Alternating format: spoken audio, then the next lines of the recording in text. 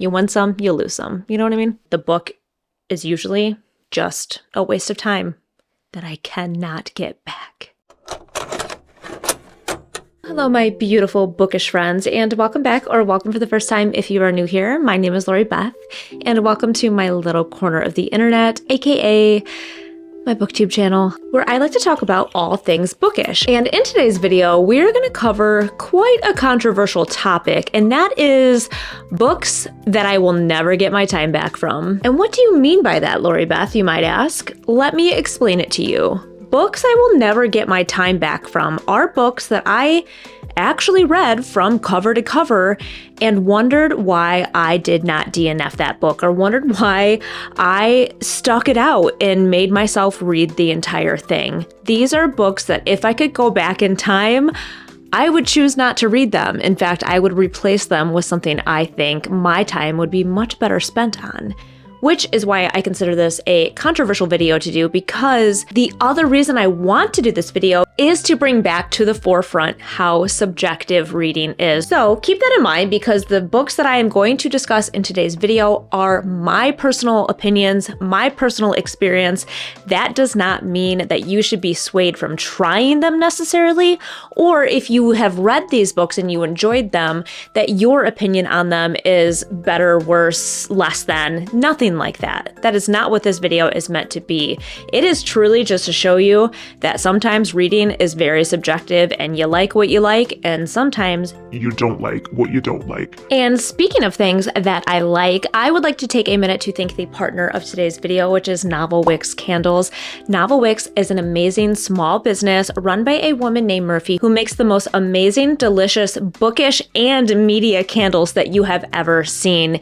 Each candle that is made in this shop is hand poured by Murphy herself, and let me tell you, they are some of the best quality products I have ever personally bought myself. And one of my favorite products to purchase from her shop is the 4-ounce tin candle, mostly because they are cute and petite and you can stack them. I can put them in every room of my house, and I know that a candle is always within arm's reach, which is really how I like to live my life. And each one has the most delicious scents you have ever experienced, and such beautiful hand-poured products that last forever and ever. I swear you do not want to miss out on some of the drops that she has weekly. And speaking of drops, you will want to pay attention to her Instagram and my Instagram for the candles that are being released every Thursday. I am very excited to announce that I am going to be a rep for Novelwicks for the winter season as well, and that you can use my code LORI10 to save on anything that she has up for sale in her shop. So go ahead and check out that website link down below, and once you pick out a candle for yourself, go ahead and come back to this video and let me know which one you chose.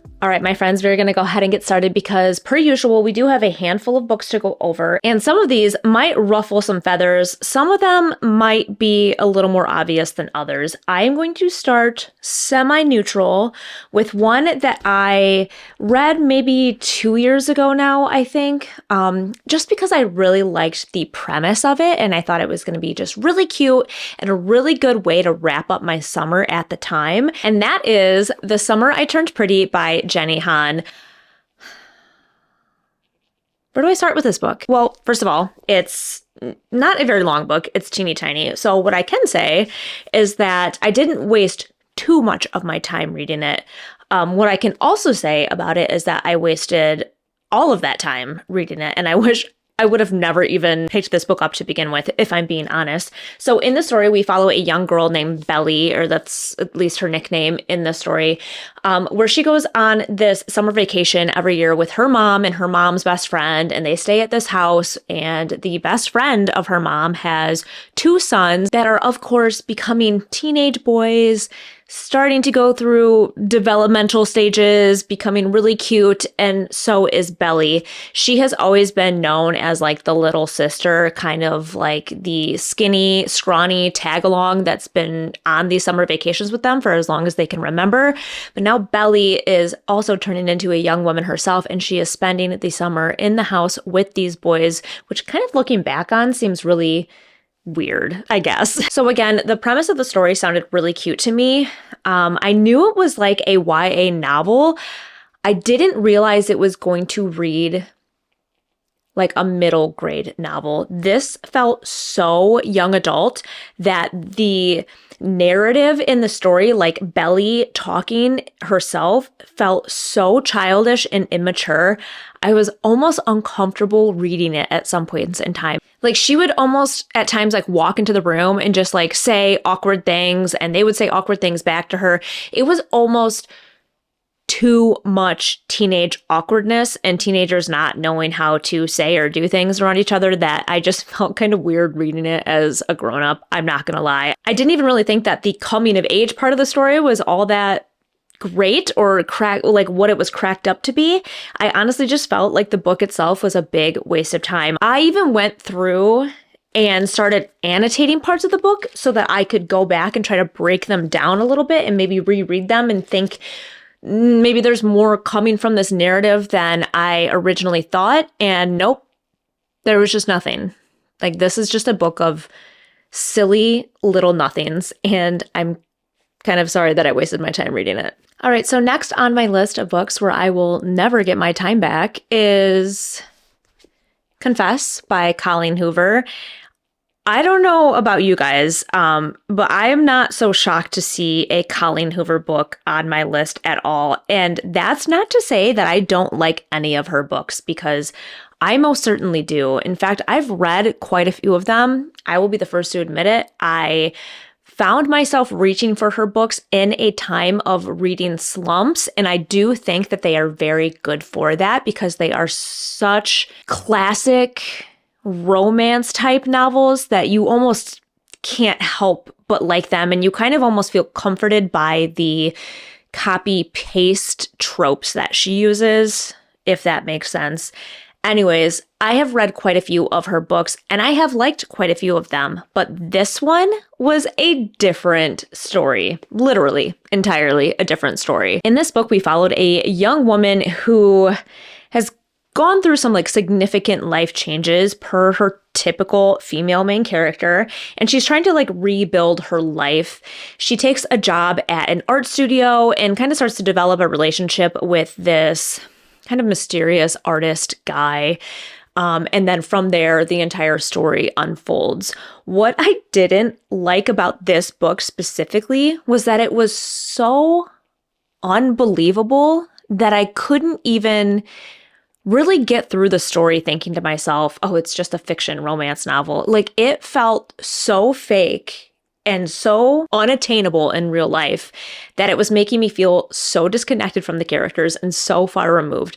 Again, not like all of her books are like these like real life, real world situations, but some of them kind of lean more towards that than this very specific story. And again, it was not like a very long book. So it's not like I spent too much time reading it, but it is time that I will never get back. And if I'm being honest, it was the last book I ever read by her.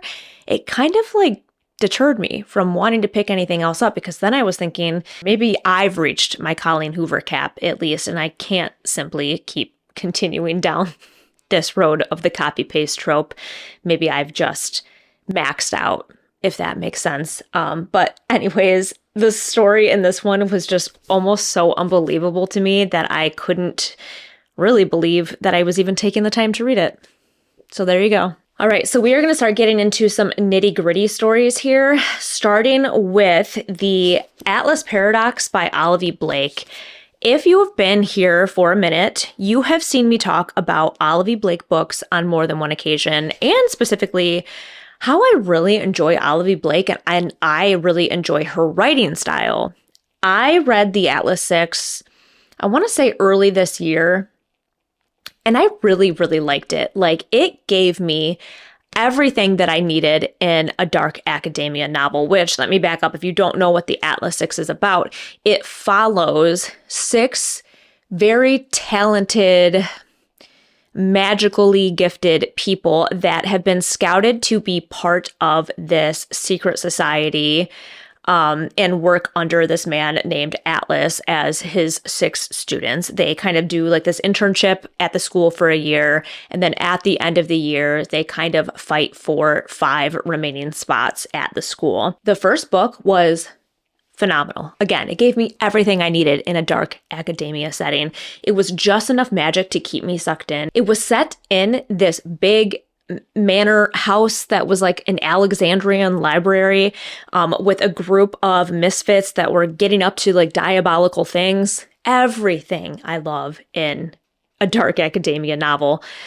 The second book, nothing happened. Nothing happened. I'm not joking. I spent the entirety of this story, which was not a short story. This book was on the longer end. So this was over 400 pages, and it's not a small book. Like, this is a large book. Nothing happened until like the last 20 pages. And I truly felt like I had just wasted my entire week and a half, whatever it took to read this, where I could have picked up something much more meaningful to me and read it instead. Not only that, it was just such a big disappointment because I loved the first one so much, and I was really excited to get into a dark academia series, which there are not too many of, at least that I've read. I mean, I love Ninth House and Hellbent, but I was kind of hoping that this was going to be on that level and give me another series in that genre to kind of get sucked into. But because nothing happened throughout this entire story, it was a major flop. And I still, to this point in time, have not read the third book in the series because it kind of just really fell flat. And I don't think that I'm going to even take the time to finish it at this point. So That's a real big bummer. all right, so next, I feel, is going to be a more controversial book on the list because of the popularity of it. And I actually talked about this in a separate video, which I will link somewhere, where I talked about overhyped books that I did not think were worth the hype. And that is Legends and Lattes by Travis Baldree. Don't come at me. Don't come at me. But I really just didn't enjoy this book. And I kind of thought it was a waste of time reading it. And again, what a big bummer that is. So if you don't know anything about the story, it follows an ogre named Viv who has been living this lifelong career of being kind of like the bad guy, like the big bad ogre. She is now stepping into retirement, and in her retirement, she has decided that she wants to open a coffee shop and spend the rest of her days actually enjoying what she does for her job. She settles down in a new town where coffee doesn't even exist, and she spends all of her time trying to put together this coffee shop, and along the way, she starts to form relationships with different characters that are helping her open the coffee shop and run the coffee shop. And lo and behold, somebody from her past shows up, and she has to go on like one more mission or one more adventure to stop this big bad thing from happening. This is supposed to be a very chill, very cozy fantasy novel, and it is. It is so chill and so cozy that I really didn't have much interest in it. It really just felt kind of blah. And I thought that the turn of events where she had to go on one more job was actually more detrimental to the storyline than her just kind of living this new happy life, and maybe the book focusing more on a like loving, healthy relationship that she is building with another character, as opposed to kind of like bringing back in the life that she was supposed to be stepping away from. And again, I just thought that it was such a chill story otherwise that I had a hard time wanting to pick it back up and keep reading. But I did, because I was like, I've already made it like halfway through this book. I kind of want to see how it ends. I think I'll be happy once the book ends. Like, I'll have that like happily ever after feeling. And I'm not saying that it didn't end in a good way. All I'm saying is that like nothing made up for how I was feeling by the time I got to the end of the book. And I honestly just thought that the book was super, super overhyped online. Like, everybody was like, oh my God, these cozy fantasies, like, you don't want to miss them. You just want to like curl up with this book and read it. And I was like, I curled up with this book and pretty much fell asleep. It was kind of a waste of time, and I will never get that time back. All right, another book on my list of books that I probably should not have wasted time reading is more of a newer release, and unfortunately, one of the most beautiful books that I have on my bookshelves because it is a Fairy Loot edition, and that is A Tempest of Tea by Hafsa Faizal. And again, can we talk about this stunning book?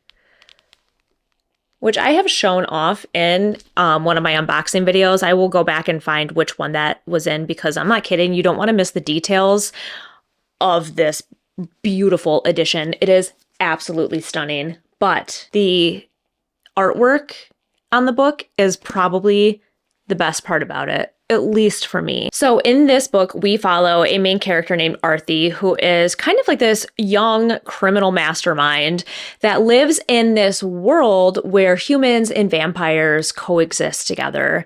Her and her best friend slash kind of like brother figure run this tea room together, and during the day it is a tea room, and at night it transforms into kind of like this underground feeding room for vampires where all the beautiful china gets kind of like put away, and it seems almost like this dark, mysterious, semi-seedy type of place that vampires can go and openly feed on humans. Premise of the story, 10 out of 10. Execution of the story, don't know if I should say 0 out of 10, but I rated this book 2 stars, and I just felt like it fell so short of what could have been an amazing start to like a beautiful new world. Because again, the premise of this was just absolutely phenomenal. What really ended up being the missing piece for me in this story was the attention to detail when it came to not just the storyline, but the characters. So for example, our main character has this ability to like fight people, and she's somehow like kind of super talented at almost being like a ninja. I don't know if ninja is the right word necessarily, but she's very good at fighting.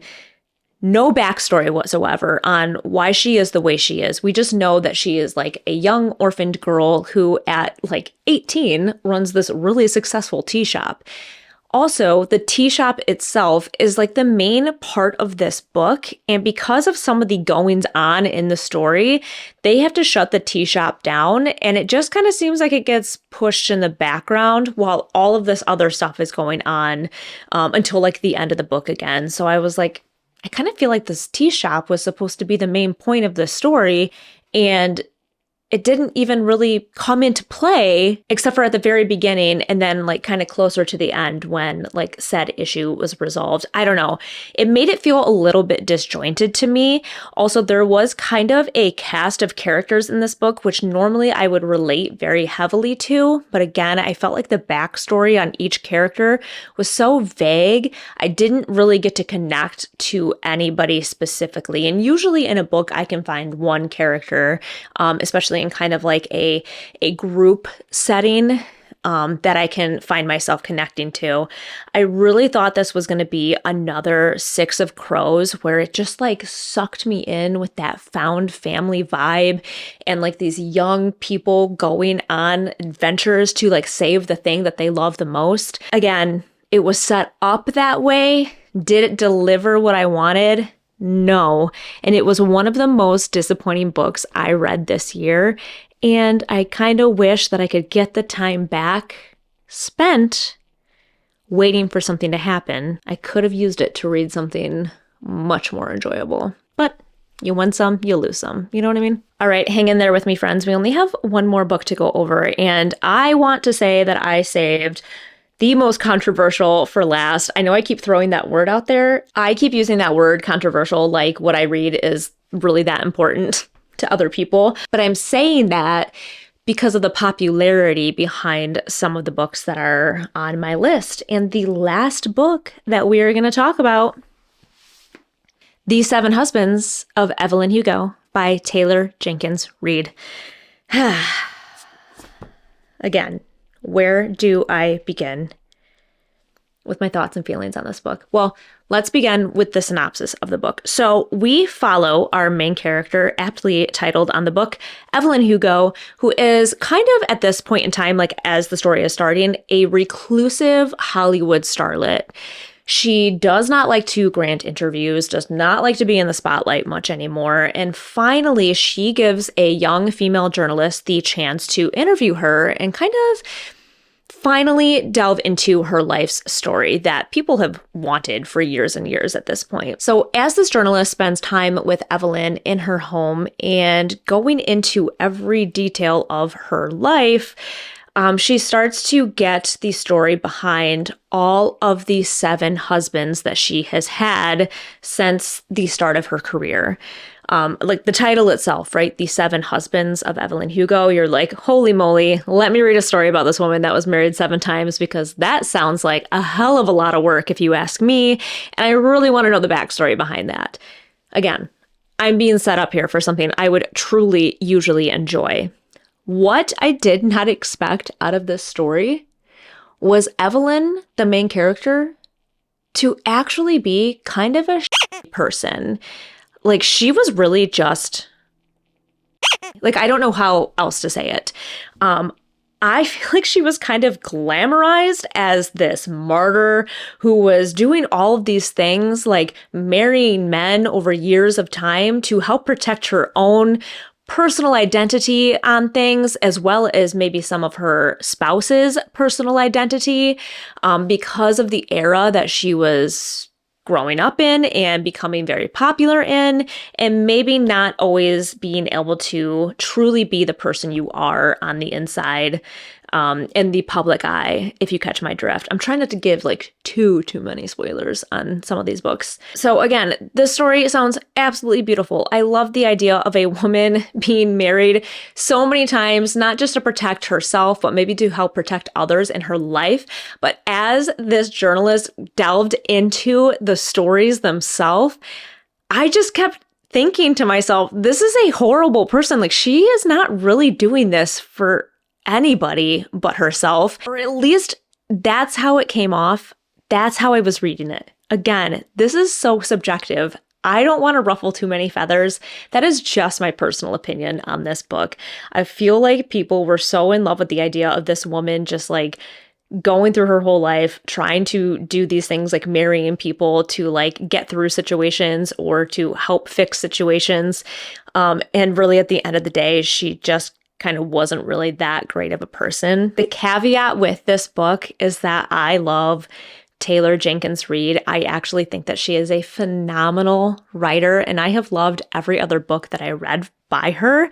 So I didn't end up rating it that low on Goodreads because I didn't want to rate a TJR book that low. Like, I love her as an author. I find her to be one of my favorite fiction authors because she's usually like delivering these really beautiful human stories most of the time. I really do enjoy her writing. I just couldn't get behind this character. I just kind of feel like she was deep down the bad guy in the story, and she was just kind of like romanticized. And I just personally didn't like this book, mostly because of the main character. I've said it before, I'm a character girly. So if I don't connect with them, then the book is usually just a waste of time that I cannot get back. Well, there you have it, my friends. That is a list of books that I will never be able to get my precious reading time back from. And those are books that I spent reading from cover to cover. I have an entire list of books that I have DNF'd, meaning I actually took the time to put them down and walk away from them, which, now that I mention it, is something else that I would like to talk about. I used to feel so bad DNFing books that I actually have an entire pile of them that I wish I would not have spent my time reading. With that being said, I have gotten so much better at putting a book down if I am just not enjoying it, if I'm not vibing with it, if I don't like the characters, if I don't think it's something I'm really that interested in. You know what? Set it aside and move on to bigger and better things. That is my personal opinion. With all of that being said, I would love to know if you have read any of the books in today's video. Let me know your thoughts and opinions on the book. Do you have the same feelings as me? Do you have different feelings as me? Or do you have any books that you really wish that you would not have spent your time reading? Drop those in a comment down below as well. I'm really curious to see if maybe it's a book you wish you didn't read, but I have actually read and maybe enjoyed. I would also like to thank Novelwicks again for partnering with me on today's video. Don't forget to go ahead and check that website out, linked down below. As always, if you liked this video, go ahead and hit that thumbs up button because it always helps a girl out. And if you want to make sure you don't miss any of my other upcoming videos, go ahead and hit that subscribe button too. As always, it has been an absolute blast, and I can't wait to see you guys in the next one.